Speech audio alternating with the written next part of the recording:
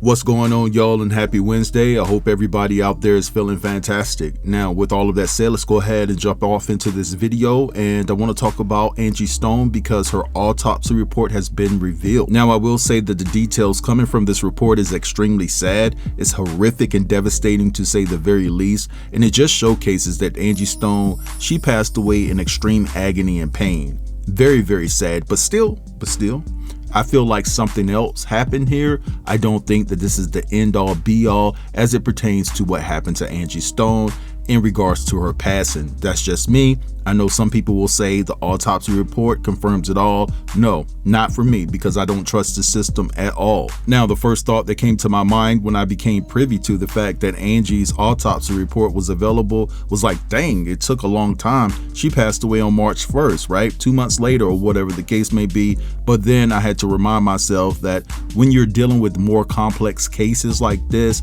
it could take anywhere from 1 to 4 months to come to a conclusion as it pertains to the ending results of a autopsy report. But anyway, I want you guys to check out this clip where Stone Paxton is breaking it all down, and I'll be back to give you some more of my 2 cents. There it is right there. You see, as you can see, we're going to go over it. And you guys are going to be rather shocked because I was. So we're going to read the autopsy report. This report is from the Department of Forensic Science out of Alabama, Montgomery, Alabama, that is. And it is dated March 3rd, 2025. Now, here's what bothers me. Okay, this was done on March 3rd. The autopsy was done March 3rd. So if it was done March 3rd, why did it take so long to release an autopsy? Why?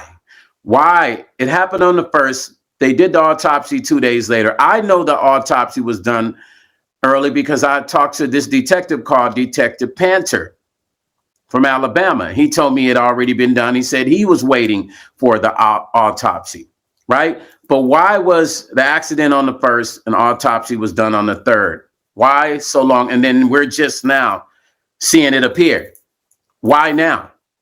Why are we seeing the autopsy now? Why is now a good time to put out the autopsy? Why now? Why now is the question. Why not a press release to talk about the autopsy? We have it. Angie Stone, and here's the weird part, because you think they would have Angela Laverne Brown Stone, right? You think they would have that. County of death, Montgomery, age 63, race black, at least they didn't Negro. I hate when I see Negro, you know, when they have it on the application, say race Negro. I don't know why I've always been bothered by when they do that, right? Female, length 63 inches, weight 160 pounds, healthy, beautiful woman. Final diagnosis is what it says on the autopsy. Final diagnosis. Okay, here we are. You guys ready for number 1? Here it is. And it's just a lot of things I feel like that are missing in this report. But of course, this is not the police report. Remember, this is the autopsy report. Blunt force injuries. So we're going to break that down. Blunt force injuries. A, head and neck. Conjunctival, it says pachia of both eyes, pachia of oral mucosis, I'm sorry. So conjunctional pachia of both eyes and pachia of oral mucosis. Now,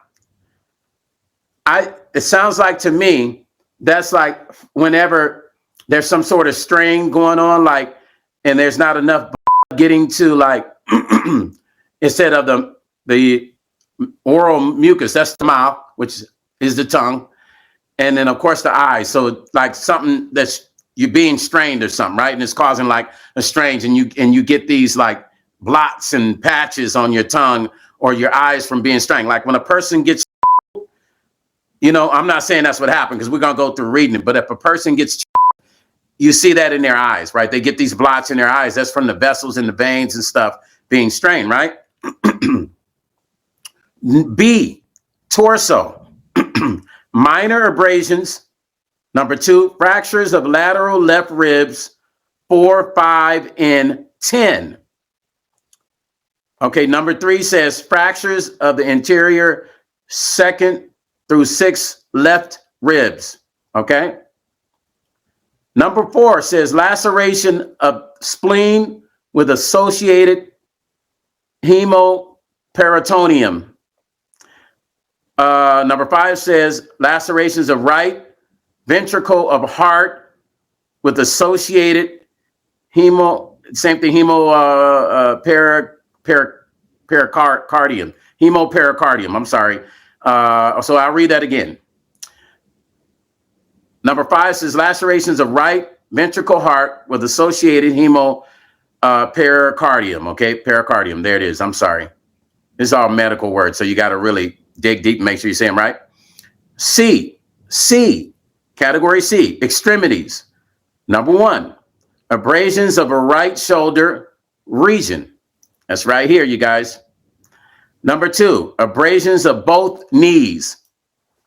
Y'all starting to paint the picture now. We starting to get close to, you starting to see the picture of possibly what happened. We're going to get to it. Number C. Hold on. Number D, excuse me. D, history of motor vehicle crash. Y'all ready? History of motor vehicle crash. Descendant found pinned beneath the vehicle. So she was pinned. So this is my assumption.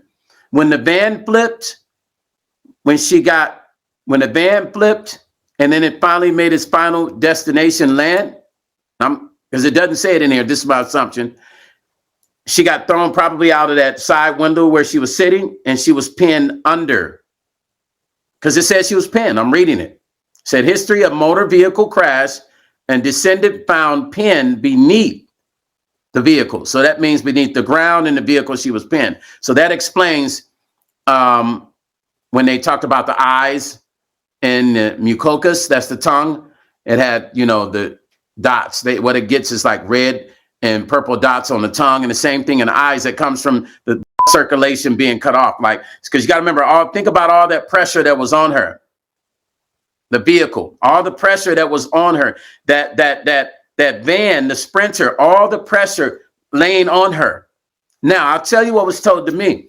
I've never revealed this. That morning of the hospital conversation with Shayna didn't say too much, but then later on that day, I get a phone call, and these are the things I was told. I was told that Angie was screaming. Now, this is the first time I'm sharing this, that she was yelling for help.